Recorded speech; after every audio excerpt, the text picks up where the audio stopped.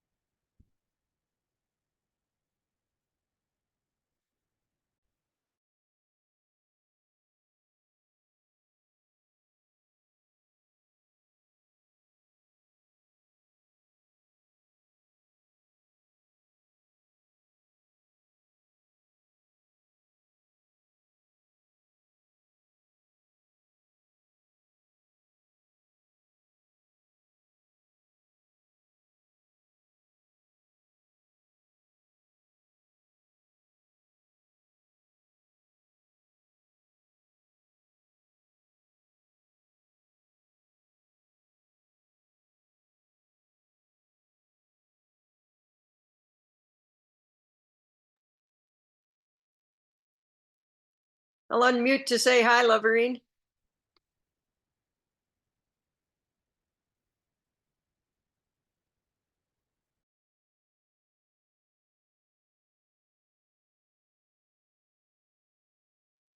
Are we the early birds? I think so, but we may be the most of the birds now. 5 minutes early is on time. There you go. Hey, Rebecca. Hi there. Thanks, Rebecca. Oh, you're welcome.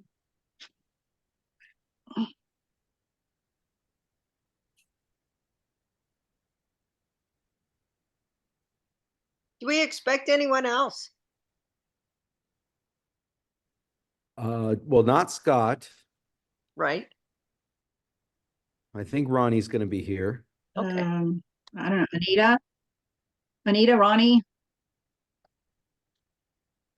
Ronnie was corresponding with Scott in that email, and it sounded like he would be here. There's Anita. Great. Oh, and I see David Cardinal. Yes. Someone from the public, I figure, should come to every meeting. I like that. Thank you for your photos of rainbows at the frog pond, David. Oh, that was Dan Quinn, I think. Oh, sorry. No worries. I have lots of photos, including some of rainbows, but those were not mine. Okay. Anyway, a real public service. All right, it's 7:01. Why don't we get started? And if Ronnie wants to start, so let's do call the meeting to order and roll call. Leslie Field. Just say here, I guess. Here. Yep. Loverine Taylor. Here. Anita Woditz.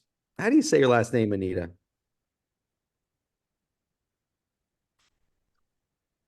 You're on mute. An S as opposed to a Z. Wotus. Thank you. Rebecca Flynn. Here. And I'm Jason Sala. And from the public, we have David Cardinal, I think, is here. I am. Any oral communications for items not on the agenda? I could just share that I attended a couple of webinars. I'm online. They were both by 3C Ren, which is the group down in the three counties down above LA, Ventura, Santa Barbara, and I forget the third one, but those three counties right above San Luis Obispo. And one was by Judy Rachel, and it was about home energy audits. It was very, very interesting. All the things they look for when they do a home energy audit or home performance audit, if you will, looking for mold, looking for things that aren't connected properly. It was very, very interesting. And I learned a whole lot of things about how careful you really have to be when you hire a contractor to make sure they know these things. Otherwise, your house can be quite dangerous. The other one was one about the new energy code. And that was also very interesting. And the new energy code has new rules, and it allows you for building new homes right now, it allows you to choose either a prescriptive method or based on performance. And you have a whole menu of things that you have to do, and you have to meet a certain thing, and you can do it by choosing different things. But there's a lot of details now. If you build a new home, you have to hire essentially an engineer to figure it all out. For your heating system, your insulation, your waterproofing, your air sealing, it's all quite complex, but it should lead to building homes that are much, much tighter, much more energy efficient. And then the third thing I wanted to share, I've started reading this book. I don't know if you can see it here because I've got my notes. Here up. It's called The Power of Existing Buildings. And it's a book it's mainly based on passive house, comes from the passive house side of building, but it's about the idea that we should be retrofitting an existing building as opposed to tearing down and scraping it and starting over. That there's just a lot of benefits to doing that, both from an environmental impact as well as just cost savings, etc. So I'm not 100% convinced yet because I've only read about a third of it, but we'll see. That sounds like Is it in the library? No, I attended a talk, a talk with the Passive House group, California Passive House group, and they were giving the books out for free, whoever interested in one. So I said, sure. That sounds like a great thing for one of the PSAs for this town where people, it's kind of expected that you knock down a house and build a new one. Right. That would be a great thing to get out in the community, I think.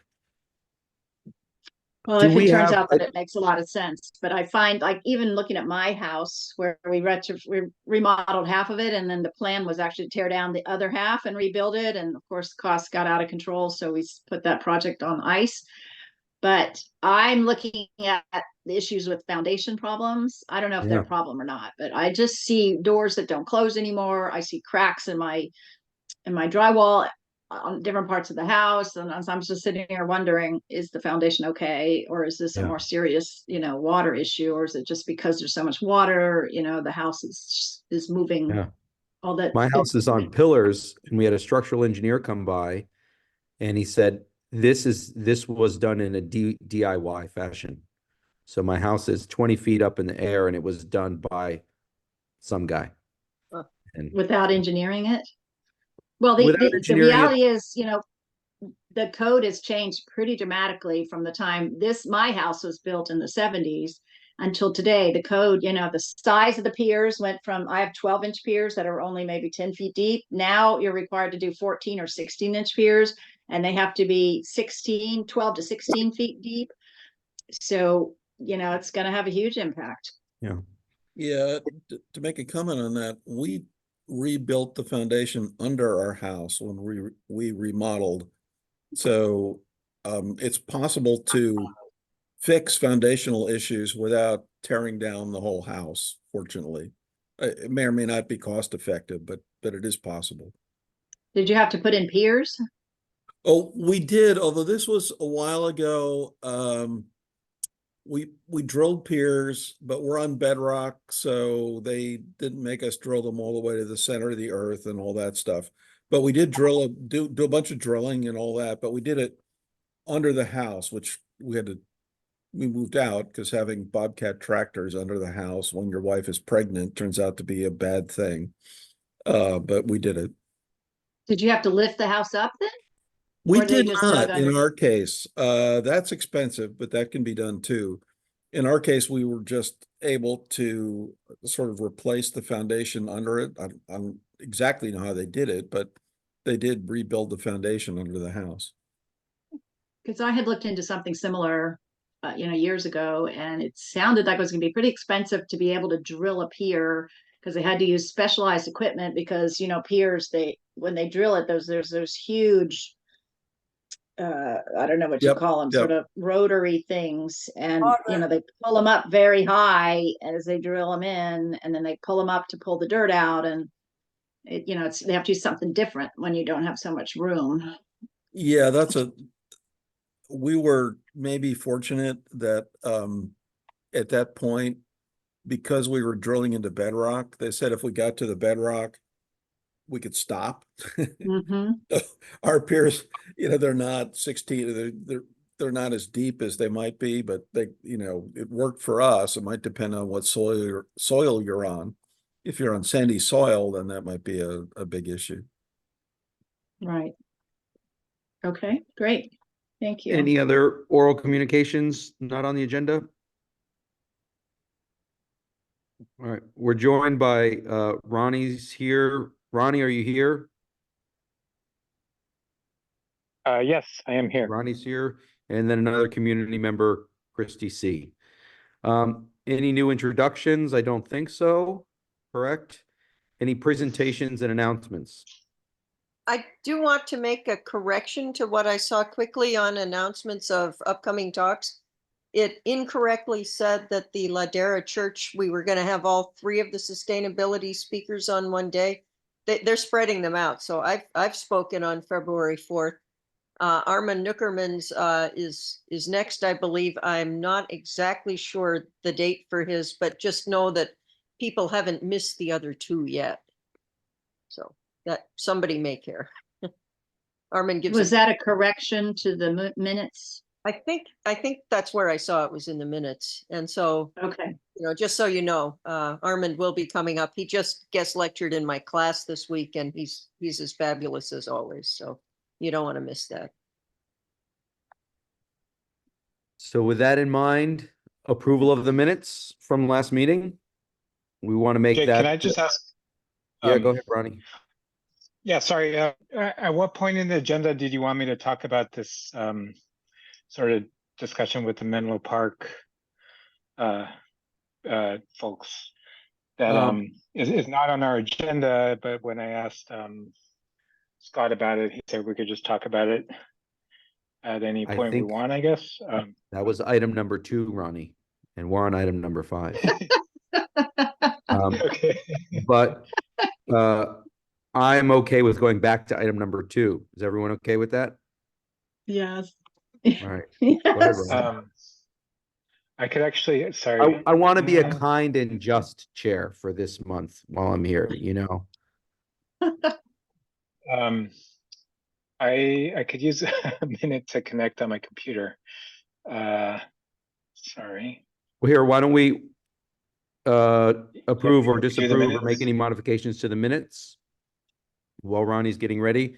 Does anyone have any additional changes other than what Leslie brought up? Okay, is there a motion to approve the minutes from last meeting With the change. with the change? I'll make a motion. Can I do that? Because I wrote them. Can I make a motion? I don't know the rules. Recording in progress. I think you can. Okay, I make a motion to approve the minutes of January 18th with the update to the Ladera Community Church talks. Okay, I second. The minutes are so adopted with that one change. Did we vote? All in favor? Aye. Aye. Bye. All right. And for those of you who are guests here, I'm subbing for Scott, our chair, who is away this month. All right, Ronnie, are you ready to speak? Sure. Yes. You want to give just a summary for those of you, for people who weren't on that email and all that Yes. stuff, summarize what's Sure. going on? Yeah. So I guess I'm on some email list where I got an email from this thing called Community Collaboration Sessions. And it was advertising some sustainability things, and I replied back and asked like who this was. So I guess I had gotten onto the email list for this group that's associated with Menlo Park. And then yeah, so I ended up following up and speaking with the organizer there who is on the Menlo Park Sustainability Committee, just kind of to find out, I mean, what they're doing and maybe if there's some chances for us to collaborate at some point. And yeah, so I guess there's maybe 3 topics that I can kind of talk about. One is what they're doing with regard to like their climate action plan.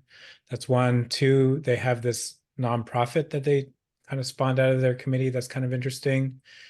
And then 3, they have this an event coming up, the Love Our Earth Festival, which we might be able to participate in some form or just advertise. Okay, so on the number 1, so I guess so they at Menlo Park, they have this Environmental Quality Commission is what their group is called, which is kind of analogous to our Sustainability Committee, and they are advisory to the town council, which is kind of, I guess, what we used to be before we went non-Brown Act. I guess the way they operate, they have a lot of work that happens in subcommittees. It sounds like they, within that commission, did the heavy lifting on their climate action plan. And I have a link to their climate action plan, and then they did also send me, I guess they have like some supporting material and notes related to it that I haven't gone through yet, but might be helpful or interesting to us at some point. And then now that they have a climate action plan, they like one of the main things that group is doing is basically working on pursuing the goals of the climate action plan. Like such as enacting REACH codes, decreasing vehicle miles traveled through various policies or things encouraging electric vehicles and adapting for climate change, which is like some of the, I think, coast side stuff. So anyways, I mean, that I guess maybe is something to look forward to if we can figure out how to get a climate action plan. Then I guess one thing that we could do is sort of work on the programs that might be in it. And then I guess the second thing that was interesting is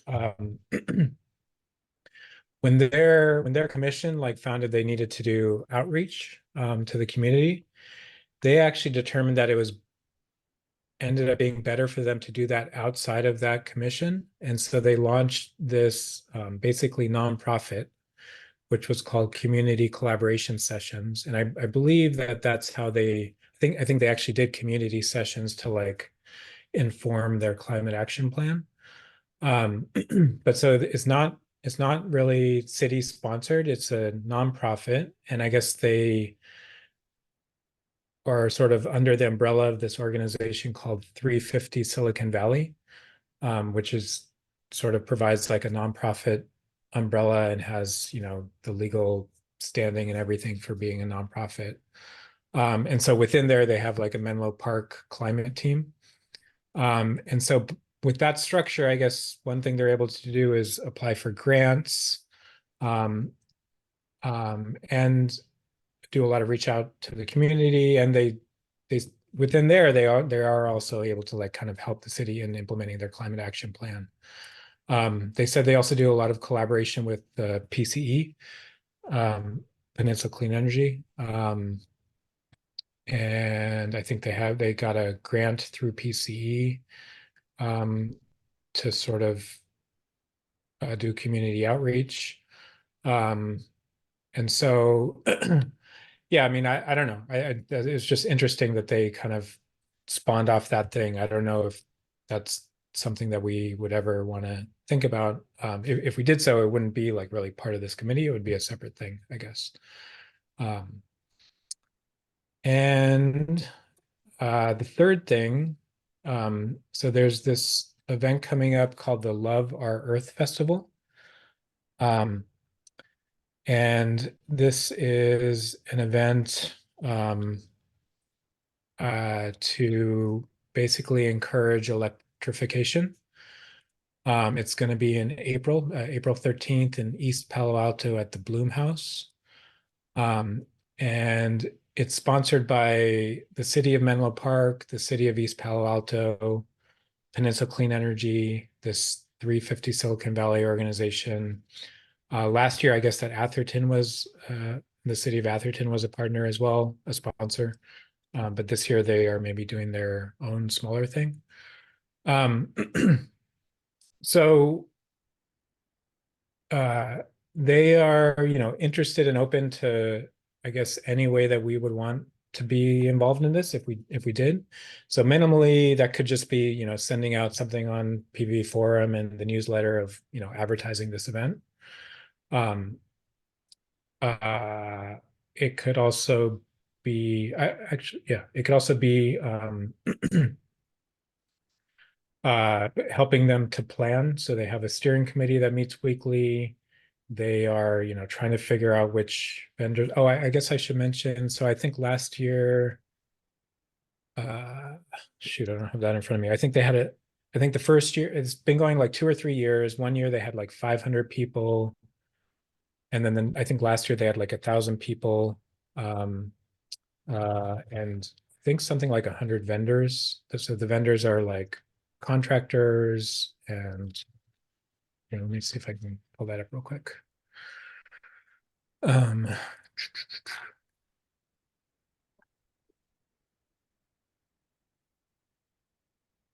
wonder if the Switch Is On is going to be participating. Right, I remember seeing that somewhere. Because But last I year told they you had that 100 exhibitors and 1,000 attendees, they said.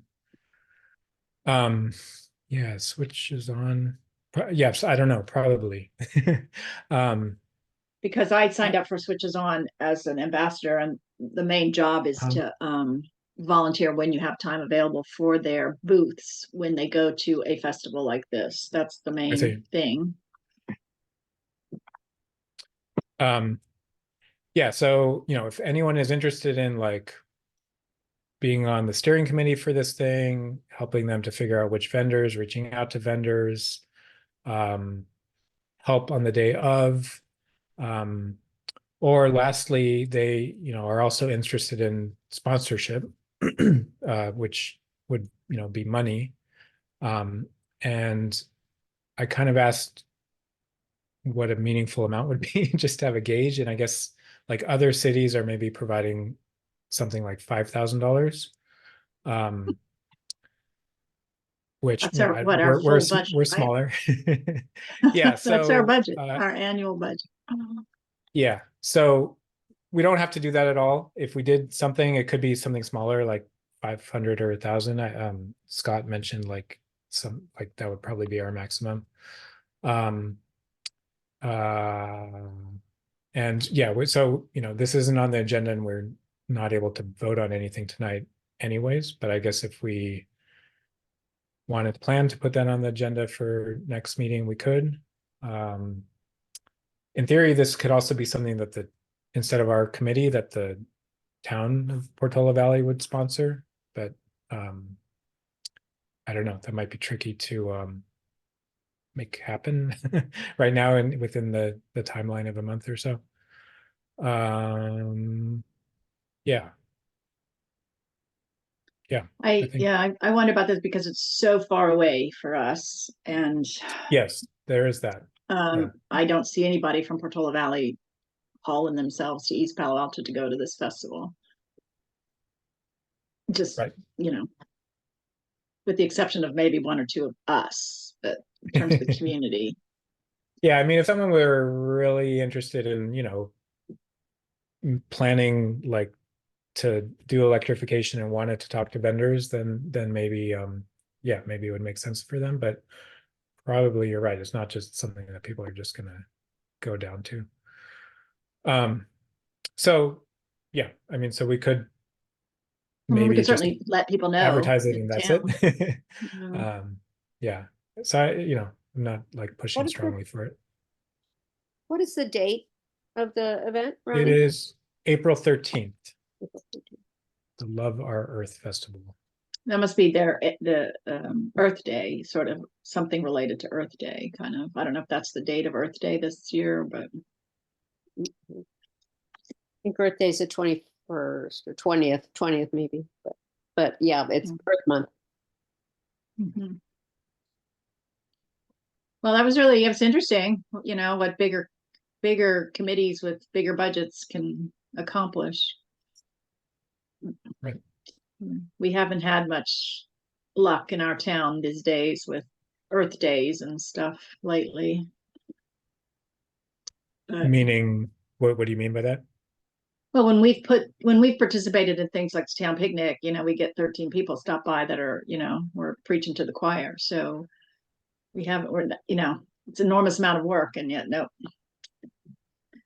Yeah, well, I we mean, don't like the wildfire fair is pretty well attended. If there were an electrification fair along those lines that was here, I mean, I don't know, we might be better attended, but that would be a big thing to try to put together.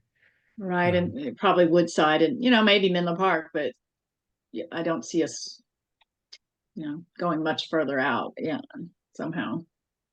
We did used to share with Menlo Park for Earth Day. I remember that they were cross. Really?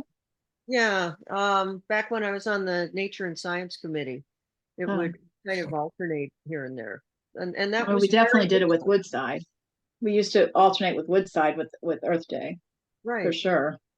And But, and we appear in each other's things because of that. And that was useful. Good connections. mhm. Might be a model to go But back. that was pre-plague, and there seemed to be more interest in climate change, surprisingly, even though it's gotten 10 times worse, that there seems to be less interest now. So I don't know. But well, we keep investigating. So whatever you find out, keep us posted about it. I think that would be the Should we put it on the agenda for next time so that if we do want to take some action, we can do so according to the rules? sure. Why not? We'll at least talk about it.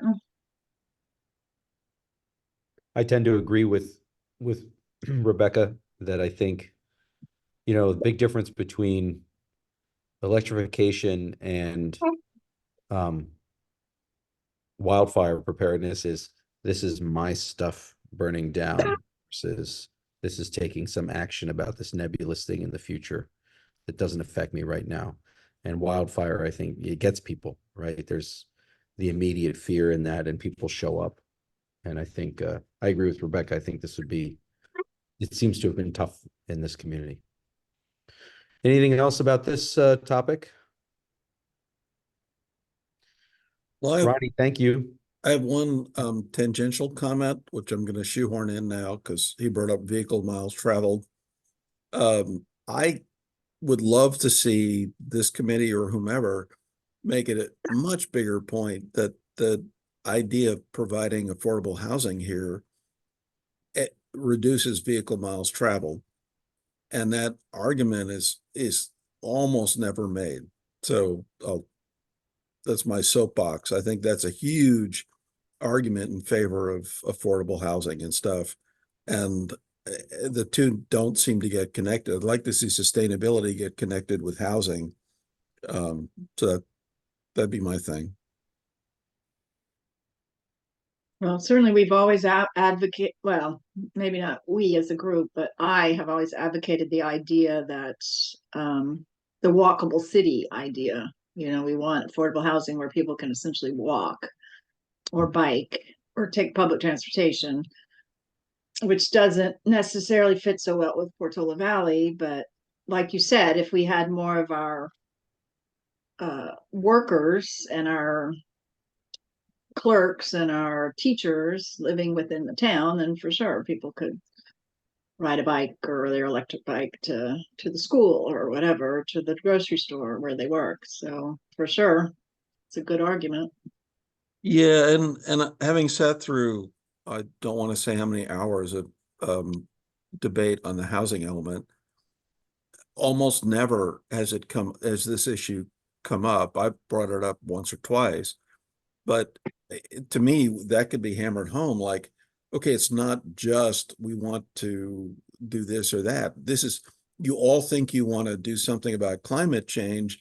This is doing something about climate change.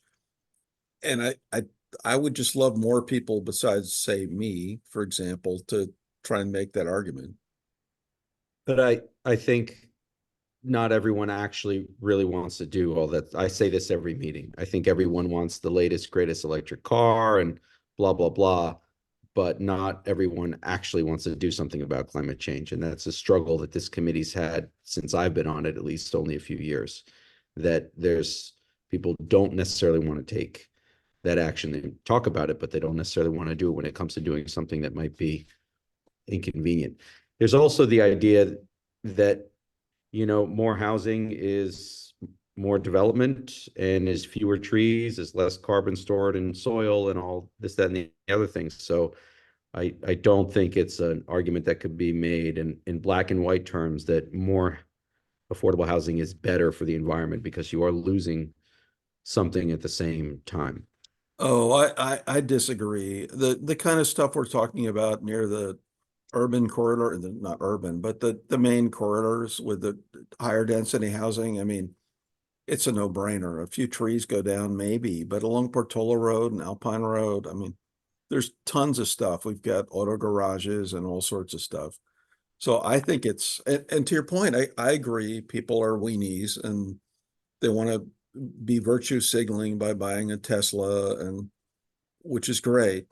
And they don't want to maybe reform their world, but I think we have to make the argument. I mean, I think it's a thing that it doesn't get said, I suppose.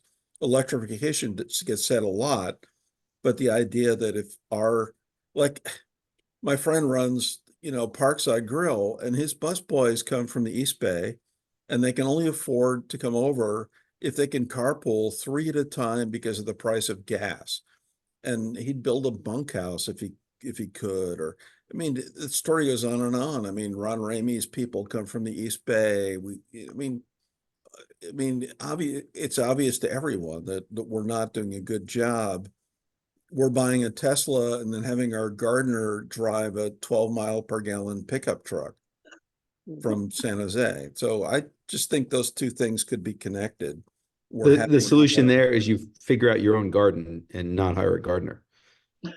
Well, we do that. Yeah. So yes, my wife does all our gardening, which is glorious. But that doesn't seem to be the norm here. Yeah, for sure. We Nice need a plan. wider range of housing options in town. All right. Anything else before we move on to old business? Old business, Cal Water smart meter rollout.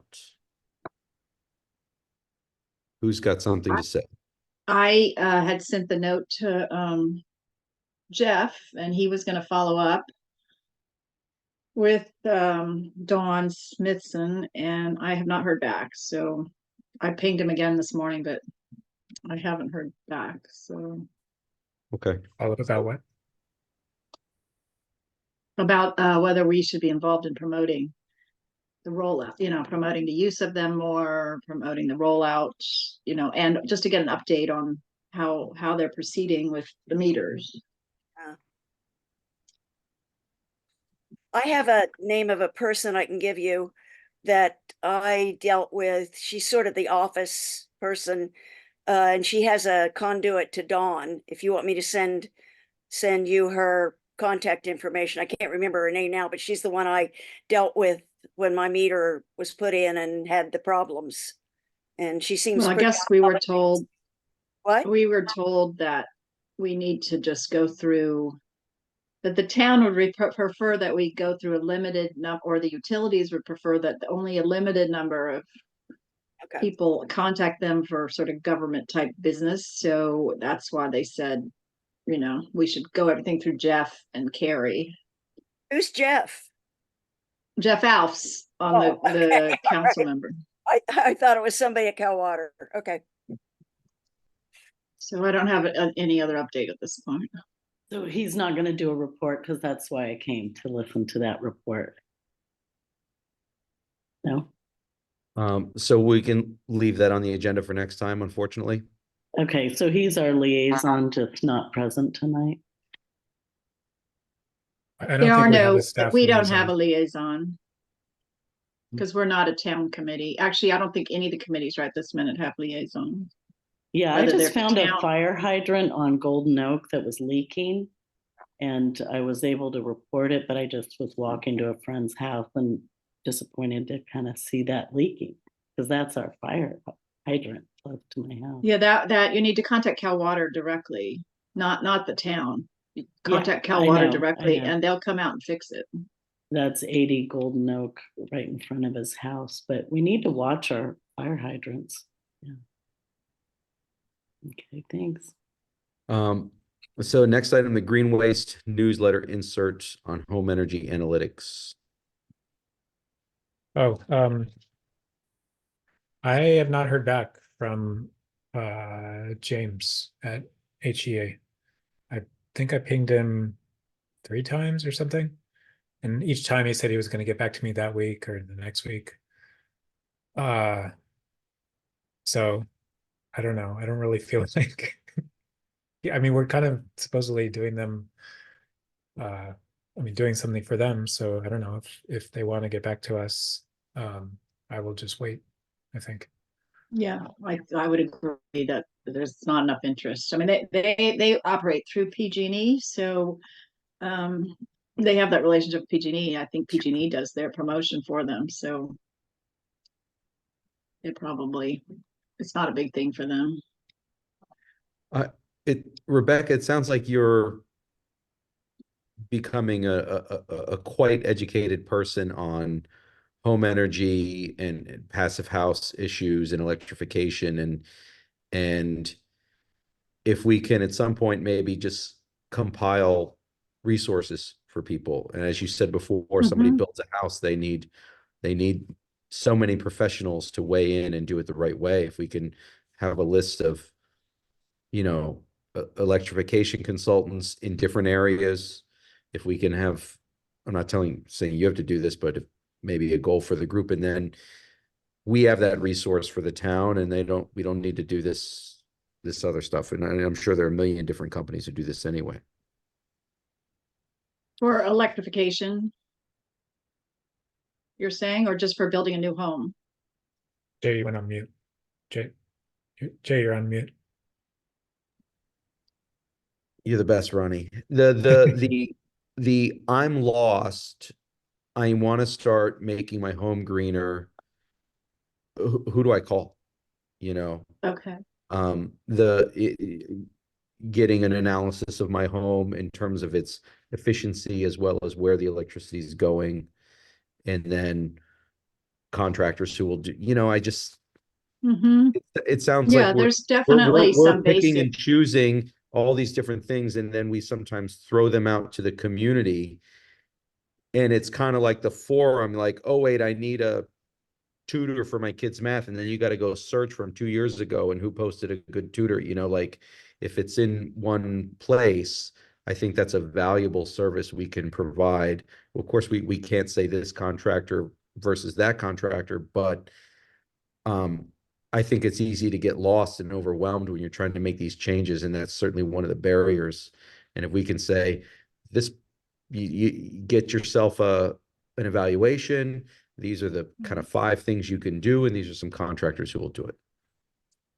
Yeah, Right. I mean, there's definitely switches on is the big one. You know, you can go to switches on and you can search for what you're looking for, and there's tons of contractors that have been vetted.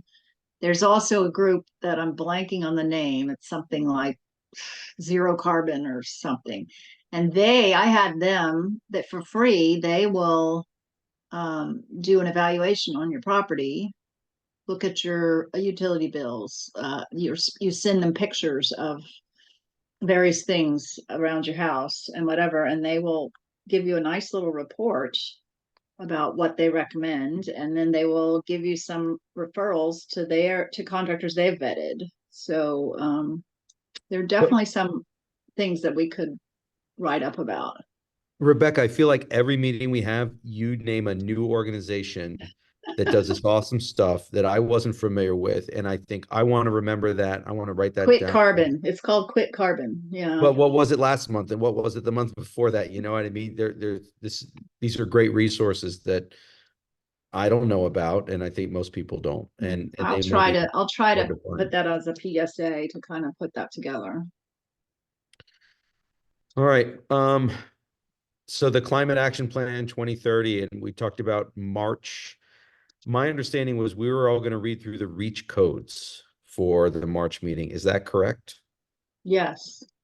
Well, Okay. we were going to read through the climate action plans for the neighborhood, for the neighboring cities, and then look a little bit at the REACH codes. So the REACH codes I put in this last month's the links, all those links that Ronnie sent and I sent, or I guess I never got around sending them because I stuck them in the minutes.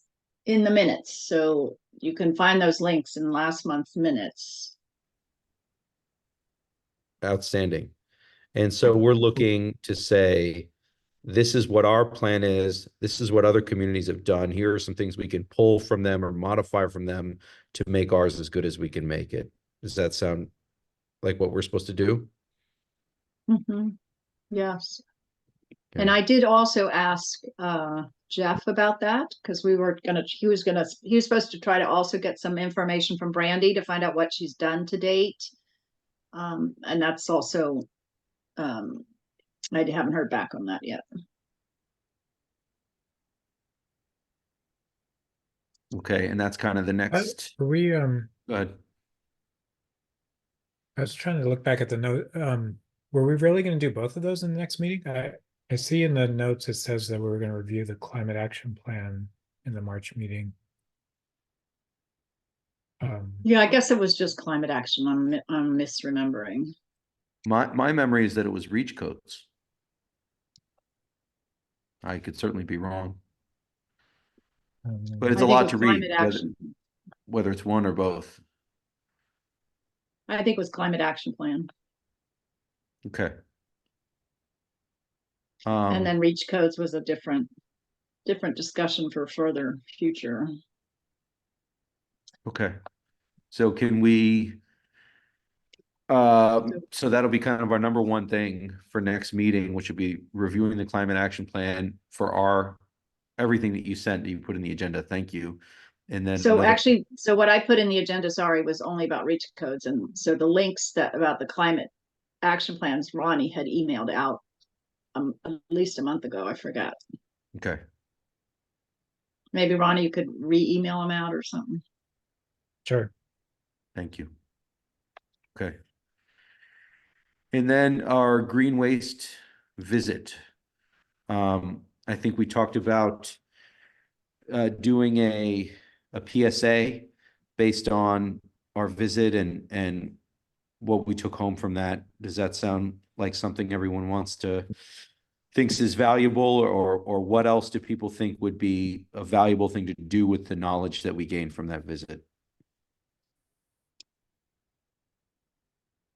I think definitely we should write up what we learned. Starting with the list that we compiled. I learned a lot, and I've had to fix some of the stuff I've written because it was different than I imagined without having been there. So I came away a believer when I saw that the organic waste was what was left, as opposed to in my mind, I had somebody picking out chicken bones and whatnot. And then when I realized they pick out everything else and leave the organic, and it's the sludge that's left at the end, that made perfect sense. So anyway, things like that, caps, all the plastics, you know, not just the ones and twos, those things I really appreciated learning. So I think we should write that up for the town. I don't know, I don't know how long, and I don't know the voice, but I'd be willing to start it if, unless somebody else has already started it. Well, we have the list, right? Yeah, I can start with the list and I can start writing it up. And if I can send it to you, Rebecca, for the voice and Sure.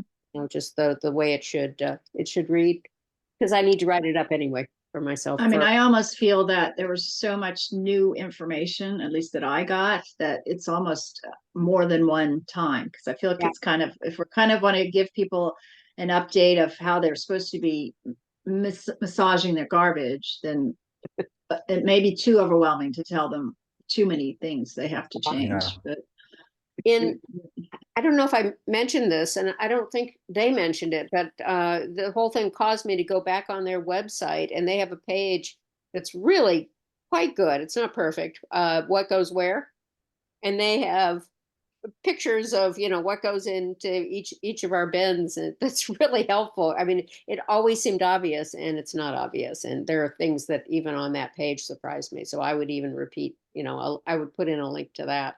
But you're right. I think the whole thing is going to be long, and probably TLDR for most people. So that's another thing you could help me with, is how to chunk it up. And maybe I'll just start writing and we can figure out what goes in each PSA. that sounds great. Yeah. Okay. I spoke to them for a little bit after everybody left, and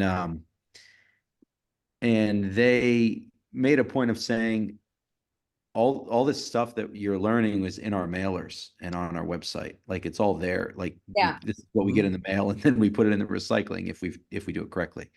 And so from my standpoint, you know, I think we have such an educated community, and I think this is projecting a little bit, but I imagine a lot of people have the same issue I have, where if I'm told to do something, I want to know why I'm being told to do it. And I Yeah. want to understand it. And I think that was the big key of what we learned, what I learned there, is that yes, I kind of knew where things go, but now I know why to leave the cap on. Now I know why to crush a can, because that suction thing can grab it, you know, like, and I wonder if having some bullet points and then a little why for everyone when we have it may be valuable and may get people to say, oh, okay, it's not just them kind of being controlling of my garbage. Yeah. I'll try to write it that way. You all can add the whys if if I have neglected to write down why. Yeah. I also got some answers from, I think her name was Arida.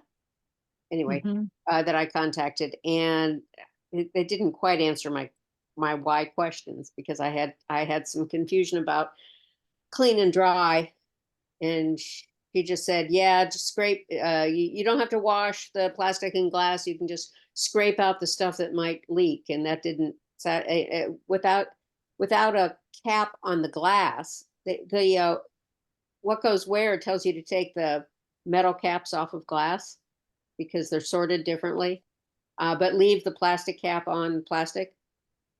And Oh, I didn't know that. I missed that Yeah. one. well, it's very confusing when they also tell you that you don't have to wash everything, that you can leave the gooey peanut butter remnants in a peanut butter jar and not have to wash it, but you don't want a chunk of peanut butter in there that'll come loose, right? I mean, the cap seems to make a lot of difference, but the clean part, I don't know. It was still a little vague to me after the email exchange, and I always feel like I'm bothering them when I ask these questions. But anyway, I'll take a stab at the why. The why is obvious. They want you to take the stuff that would fall out of a jar. They want you to remove that because it'll fall out on the recycling, right? But the cap, I don't understand why they tell you you can leave the cap off the glass when you might have a dirty inside to a jar. I guess. Well, the glass gets crushed and heated. So, Right. and the glass top is typically pot metal. Right, You and don't it want goes. it. Versus on plastic, the problem is that little plastic top is confusing to the machines. They don't know what to do with it. They say she said it can clog up. They like it on the Yeah, bottle because it yeah. can So, clog the I mean, machinery, each so, thing has like yeah. a Hey, reason, but it's so do kind you of, know, it's a question I didn't ask them when I was there, and I just ran out of time.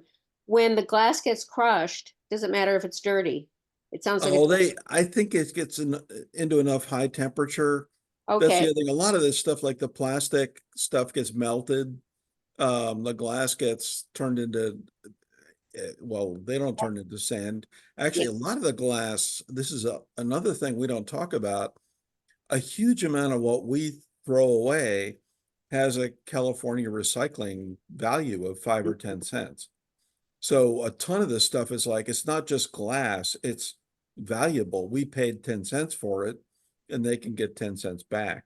Mhm. So they can throw it in a washer or whatever. But, so there's a lot of that people are like, oh, what about this? Like, well, they're going to get that back because it's worth 10 cents.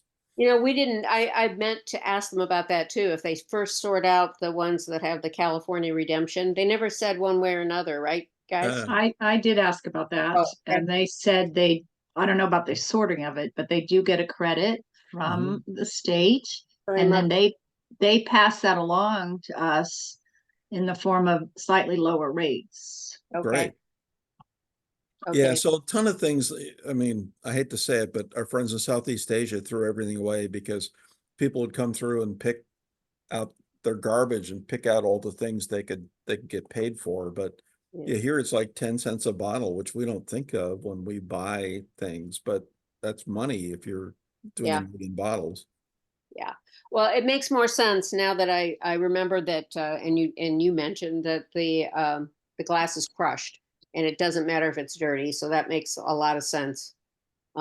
Anyway, yeah, thank you for that. And I'll write something up based on the notes that we passed around. And then I'll send them out for review or for further thoughts on how it should be presented. Just a peripheral question. I've been told many times that broken glass can't go in the recycling. Me too. And I neglected to ask them why that was. Does anybody know why that is? I thought it can. I've looked it up and it's said that it can. So that's a myth. I thought I found it on the Green Waste site. Okay. I mean, that could be, I'd have to check. I can check. I think I saw it too, Ronnie. I think I saw it Okay. on the Freeway site that it's okay to put broken glass in. Yeah, the only Yeah. reason I could imagine is the sharp edges would break something in the machinery because the glass, if it's not sent back for recycling value, it can be basically ground into, sand that they can do something with. Mhm. So I see the Recology site says broken glass is supposed to go to landfill bin. Mm. But Green Waste. Capitola.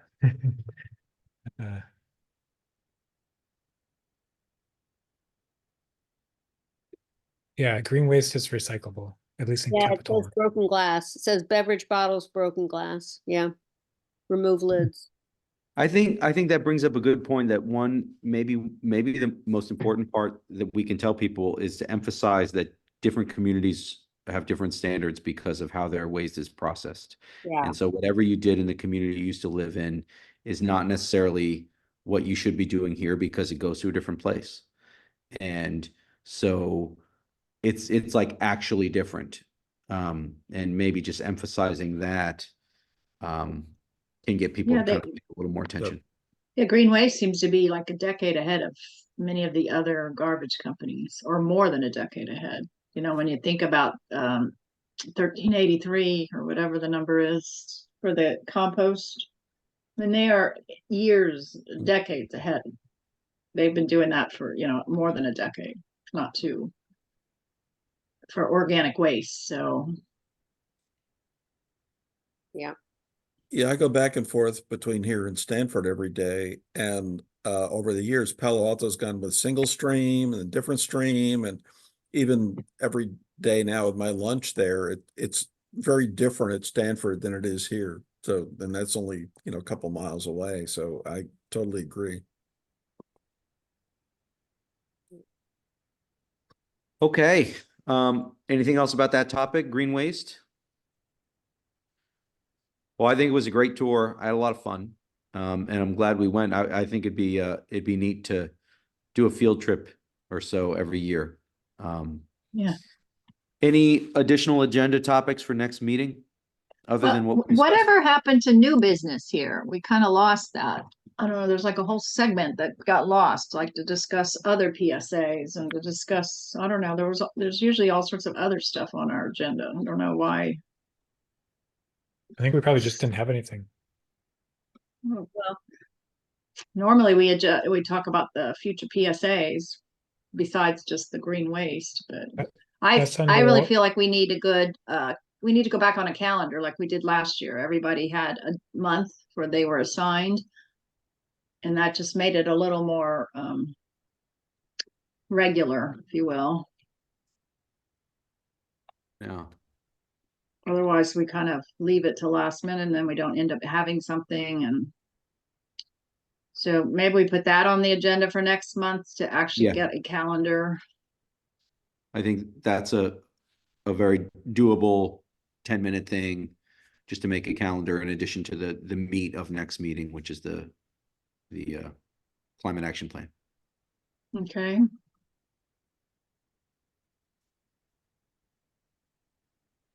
Anything else, anybody?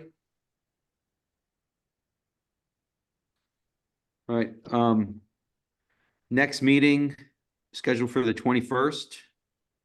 That's my daughter's birthday, so I may not be here, but I believe Scott will Uh-oh. be.